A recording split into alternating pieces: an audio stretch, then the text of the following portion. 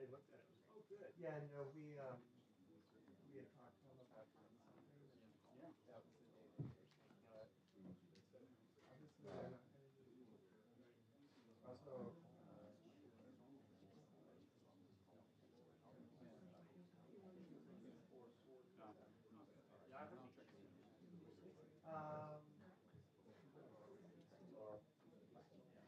it's an interesting menu.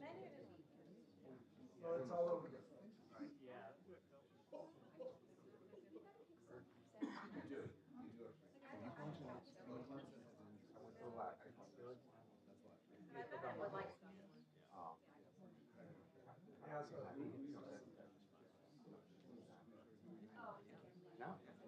for the happy hours, I'm sure The that. cop said he was calling. Yeah, it doesn't seem like it could be.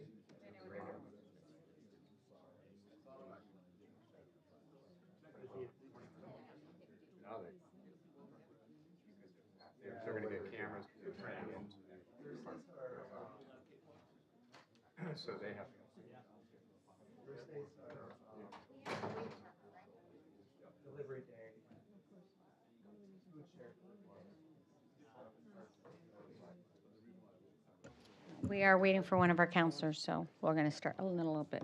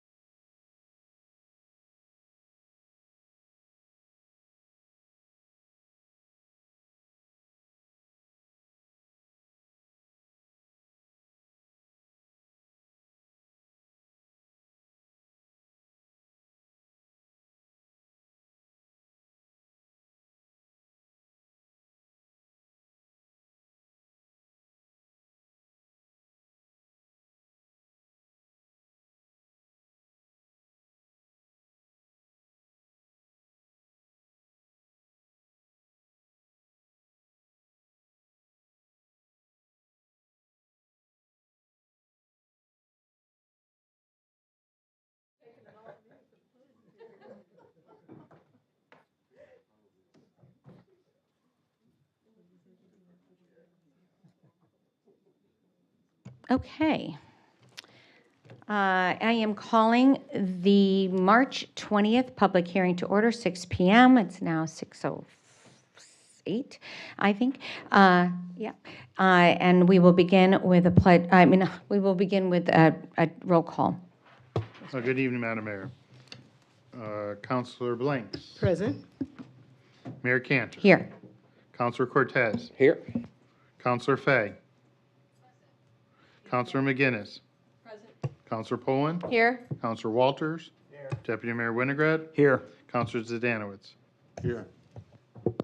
Thank you, Mr. Davidoff. This is an application filed on behalf of Vessel RE Holdings LLC and Vessel Technologies, Inc., contractor purchaser of 29 Highland Street, for change of zone of approximately 2.3 acres of the site from RI Single Family Zone to RM1 Multifamily District Residence District with Special Development District Designation overlay for the redevelopment of the site into a new 112-unit multifamily. I think it should be 108. But can I just state that? Is that okay? 108-unit multifamily residential development, which will qualify as set-aside development under General Statutes Section 830G. Associated parking and site amenities are also proposed. So I would like to begin by entering into the record the following documents: staff comments from the town planner dated March 14th, 2025, comments from the Office of Corporation Counsel dated March 15th, 2025, the applicant's response and accompanying documents dated March 18th, 2025, and a letter from the town planner dated March 19th, 2025. I understand that the applicant has requested a continuance, and I am inclined to support that continuance. However, before we address that and vote as a council, I'd like to summarize the key safety concerns that need to be addressed. First, I want to take a moment to thank our town staff, particularly the town planner, fire chief, chief building inspector, and fire marshal, for their diligence in reviewing this project and raising their concerns. Public safety remains our highest priority as a community. This project involves a unique construction method, something that we've never seen before, and assembling modular, prefabricated dwelling unit assembled on site into a multifamily building complex. Given that this is an approach we have not encountered before, the challenges of evaluating its safety are unique and significant. Once again, I appreciate the efforts of our town staff in carefully scrutinizing these plans. If we agree to continue the hearing, I ask that the applicant be prepared to address all staff comments, and in particular, and this is for the public, the following safety concerns. And again, public, I know some people have signed up, and so we can receive comments also on this new information. One, corridor flooring and ceilings. The use of metal grating for corridor floors and ceilings raises concerns about fire safety. Please address whether this design would allow smoke, heat, and gas from a fire on lower levels to rise to upper floors, and what impact that would have or could have. What is the risk of solid objects or liquids falling through the grating and potentially endangering occupants below, or impact on the occupants below? Are there adequate fire barriers throughout the building? Fireproofing and smoke containment. If changes to the flooring or additional fire barriers are required, how would that affect the fireproof concept described in the presentation by the applicant at the second public hearing? Specifically, how would such modifications impact the intended smoke venting system described by the applicant? Fire ratings of walls and exit doors. Concerns have been raised regarding the fire resistance of walls and exit doors of dwelling units facing interior corridors. Please provide details on the fire ratings of all walls and doors in these areas. Area of refuge and mobility considerations. How would individuals with impaired mobility be able to shelter in place on upper floors and await rescue if needed? Additionally, concerns have been raised about the design of exterior windows, particularly their floor level openings, and the challenges this may pose for fire rescue. Please specifically address this issue. Fire suppression systems. Can the building adequately accommodate fire suppression measures such as sprinklers? Which please specify which areas will require sprinkler system and what type will be used. The location and weather resistance of fire standpipes. For any systems exposed to the elements, what measures will be taken in place to prevent freezing or malfunction in cold temperatures? Exposure to the elements. Please identify all portion of the structure that are open to the elements and any areas separated by permeable materials such as metal screens or mesh. What steps will be taken to prevent the accumulation of snow, ice, or rain from obstructing ingress and egress during a fire emergency? What mitigation strategies will be in place to keep stairways, corridors, and common areas free from these hazards? Stairwell clearance. Based on staff observation of similar projects by the applicant, concerns have been raised about clearance in stairwells, particularly emergency egress stairways. And please specify the minimum clearance measurements for all levels of each stairway. So before I get to a response for the applicant on what we're going to ask, I'm going to open up to public comment. Public comment on the project that we've described so far and on any new items that you've heard tonight. So we have 4 people signed up.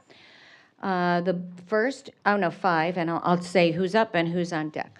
Brooke Marchito, and I apologize if I think it's Marchito, and up next is Bernie Pelletier.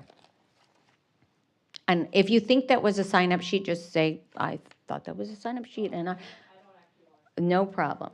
Bernie Pelletier.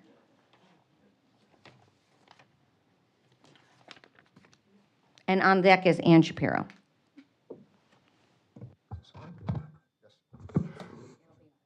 Good evening, Town Council. Thanks for the chance to speak. I'll be brief. I think you've heard almost everything there is to hear about this, except the list that you just came up with.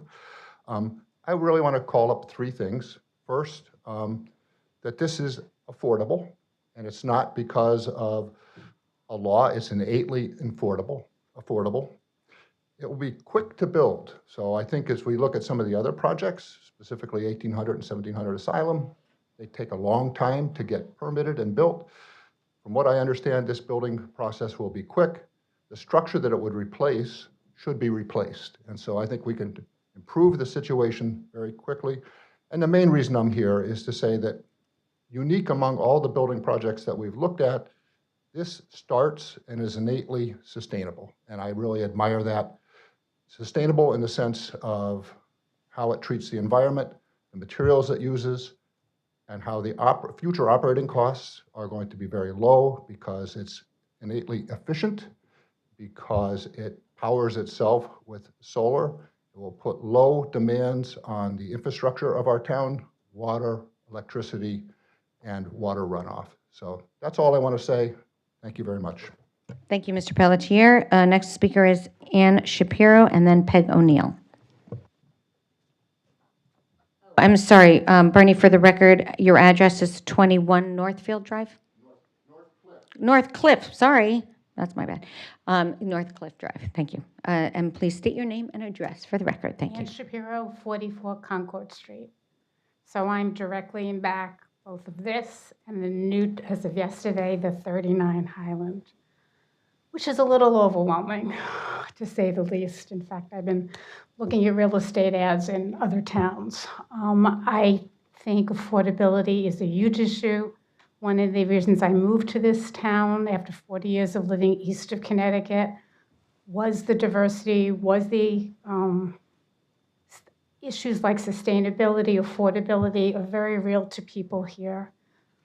It's just very overwhelming to hear some of what the plans are given the constraints of this block. Everybody's going to say that, but the traffic is bad. It's not safe. I know you also got some information about radiation in terms of school buildings, and there are definitely ways that that could be treated, but I'm going to ask that that's looked at, especially if we're now going to have another building, big building across from this middle school. That's a lot of new people. That's a lot of new activity. And I know you guys are doing more than your due diligence, but I appreciate you to continue to do that. Thank you. Thank you, Ms. Shapiro. Next in line is Peg O'Neill and then Greg Tillman.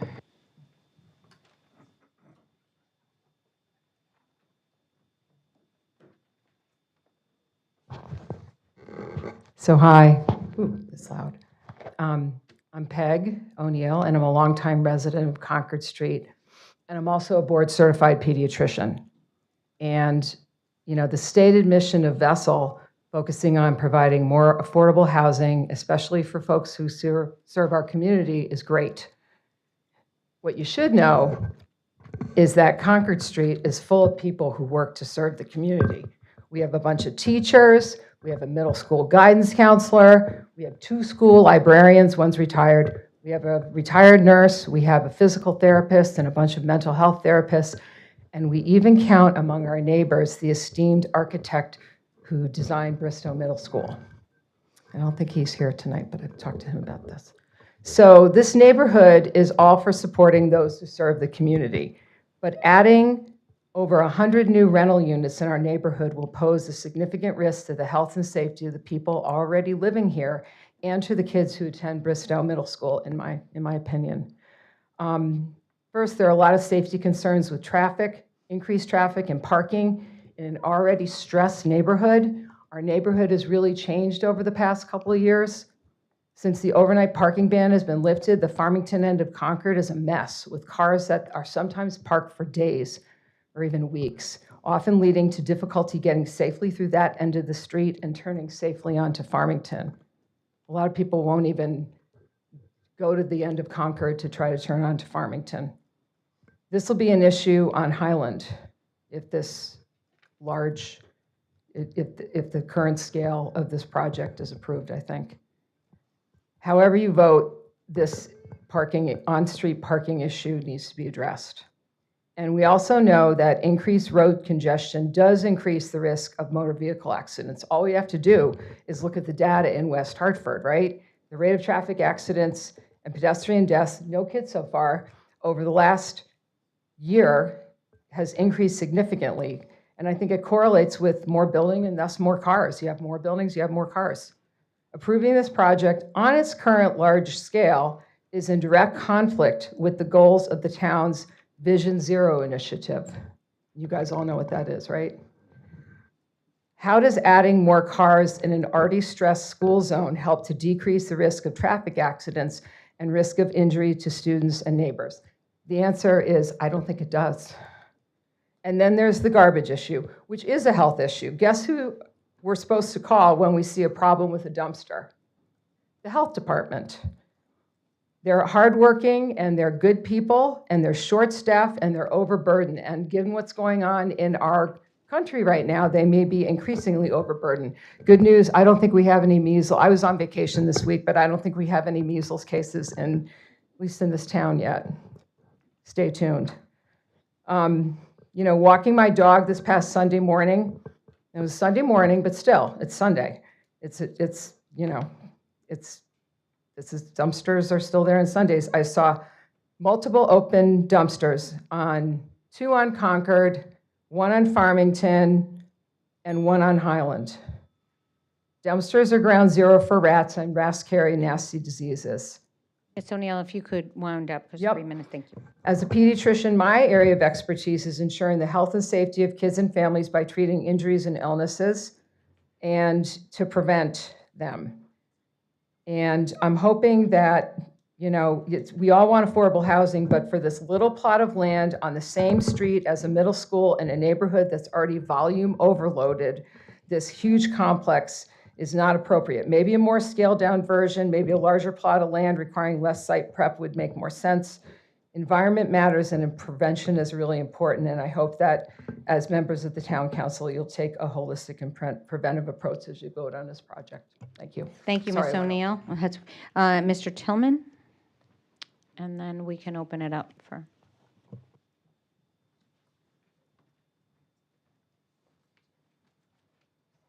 Thank you for the opportunity to speak, Madam Mayor and Town Council. So Dr. O'Neill pointed out, I'll build on a couple things she said. She pointed out a couple of interesting observations. And Mayor Cantor, you actually said, we have a unique project here. We absolutely do.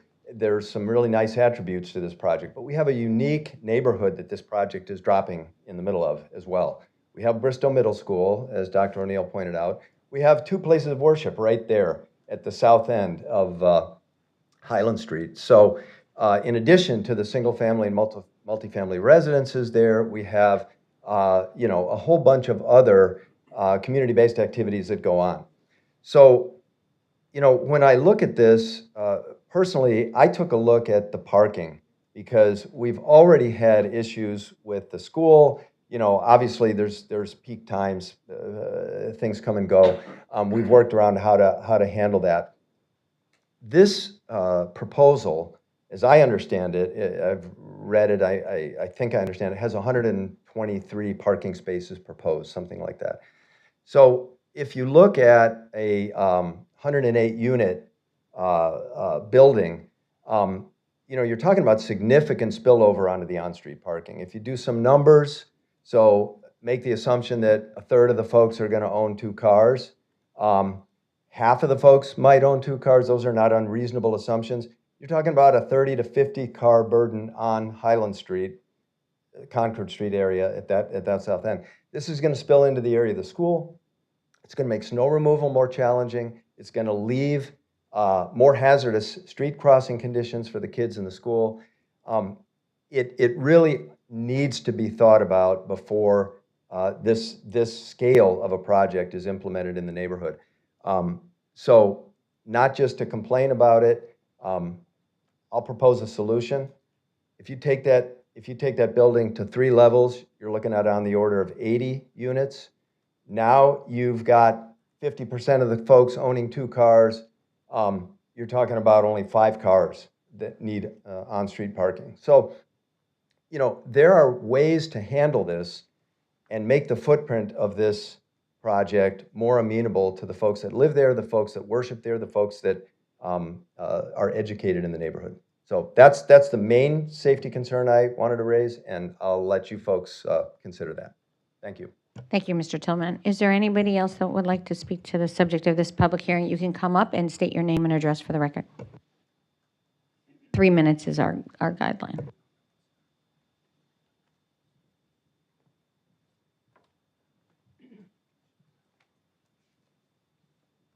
Thank you for this opportunity. My name is Helen Swede. I live next door at 15 Highland Street.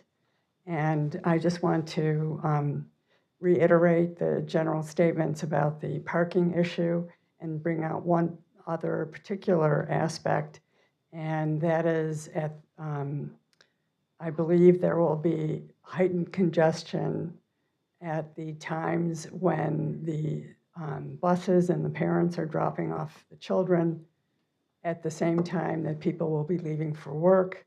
And then at the end of the day, we will see that too. So it's not just a matter of this being spread out uniformly or randomly over the day. There are 2 distinct peaks that will happen that can cause, you know, some greater risk for injury. And I would also like to mention that, you know, there are, I think it's somewhere in the neighborhood of 300 students at Bristow. I'm not quite sure. So that's a lot. And every day, I live in the neighborhood, there's, you know, the parent cars are in the semicircle. So these aren't hypotheticals. These are actual points of interaction with more cars than I think would be safe. And that's all I wanted to say. Thank you. Thank you, Ms. Swede. Anybody else wants to speak to this? Okay. Oh, sorry. Coming up.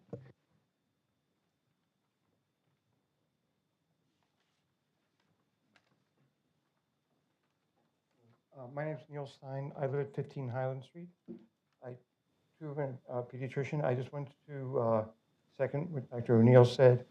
I'm also very happy that the questions from the fire department and the safety in being able to evacuate people or help people, you know, that it's safe, whether there's an emergency, whether there's a fire emergency, and whether people can be safely exit the building, egress from the building. So, and I would very much be interested in hearing more of the conclusions from that aspect as well. Thank you. Thank you, Dr. Stein. And I appreciate the pediatricians that have spoken. I didn't refer to you as doctor. I meant to apologize. Okay. Is there anybody else? Okay. Seeing none, now we will ask, I will ask the applicant whether they wish to address these concerns, whether it's comments that you've made or things that we raised at this time, or if you would like to continue. Well, you could do both. You could, express some feedback and then also continue the public hearing to allow time for a detailed response. I think that was the request, but. Madam Mayor and members of the public, we appreciate receiving your comments this evening. As you are aware, we have requested a continuance to address those very specific fire safety issues that we received very recently. In fact, the last most detailed one was last night. So we do need a little more time to be able to address them. There are, certainly issues of such weight that it's important for us to have a comprehensive dialogue with staff and the fire department officials and have an opportunity to thoroughly respond to all the comments that have been made. So yes, we would like to continue this. And since I didn't ask any of our professional team to be here this evening with regard to, I think, probably the predominant comments that we received related to traffic, I would ask that we be able to postpone our response to those comments to whenever it is, should you choose to do so, you would continue this hearing to. Not supposed to end with a preposition, so I got that wrong. It's okay. Thank you, Attorney Pearson. So so I'd like to make the motion because we have circulated some dates. Without objection, I move that we grant the applicant's request to continue the public hearing to April 29th at 6 p.m. and that such continuance be for the limited purpose of considering responses from the applicant and plan modifications based on the safety-related questions I just articulated and those set forth in the staff comments and other, bless you, and other safety-related questions that may arise during staff's review of any modified plans. I'd also ask that the applicant please provide staff with modified plans no later than April 11th or as soon thereafter as practicable. Thank you. Is there any objection from our council? Okay. I don't see any objections, Mary. I don't hear an objection. Right? Okay. All right. Hearing no objection, the hearing is continued to April 29th at 6 p.m. Thank you. Thank you. Thank you.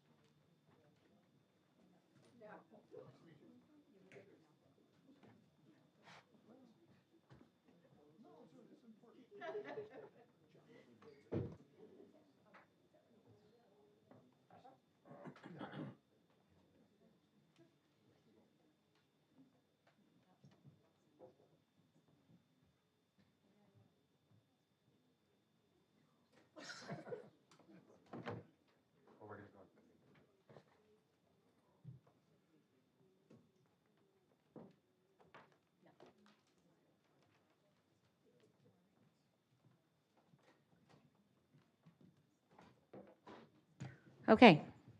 We are opening the special West Hartford Town Council special meeting, March 20th at 6:15. We will begin with a roll call. Mr. Davidoff. Good evening, Madam Mayor. Councilor Blanks. Present. Mayor Cantor. Here. Councilor Cortez. Here. Councilor Fay. Councilor McGinnis. Present. Councilor Poland. Here. Councilor Walters. Here. Deputy Mayor Winograd. Here. Councilor Zdanowitz. Here. Thank you, Mr. Davidoff. Okay, application on behalf of Vessel RE Holdings LLC, Vessel Technologies Inc., contractor purchaser of 29 Highland Street for change of zone approximately 2.3 acres of the site from an RI single-family zone to an RM1 multifamily resident District with Special Development District Designation overlay for the redevelopment of the site into a new 108-unit multifamily residential development, which will qualify as a set-aside development under General Statutes Section 830G. Associated parking and site amenities are also proposed. Since the public hearing immediately preceding this town council meeting was not closed but continued till April 29th, we cannot deliberate on this application at this time. So, Mr. Winograd? Madam Mayor? Yes, Mr. David, Mr. Dodge. Can I- Mr. Dodge. That's a first. Yeah, right. Easy mistake to make. Can I just make a suggestion before It the is. deputy mayor makes his motion in Yes. terms of the time for it? I know I promised everybody that this would be the last continued hearing for this, and I'm quite certain that it is. But in the event something were to happen, it might make sense to set this meeting time for earlier that evening so that you could immediately go into the meeting and gavel in and do any business that you need to. So I would suggest, instead of a start time of 6:30, saying a start time of 6:05 for this meeting. Okay. I'm thinking 6 o'clock, not 6:05. Well, okay. All right, I don't think there's a problem. But, okay, go ahead, Mr. Winograd. Thank you, Madam Mayor. Move to continue this item to the special town council meeting to be held on April 29th at 6:05. Second. Meeting's been made and seconded. All those in favor? Aye. Any opposed? Motion carries. So with no objection, I move that we adjourn. Is there any objection? All right, we are now adjourned. Thank you.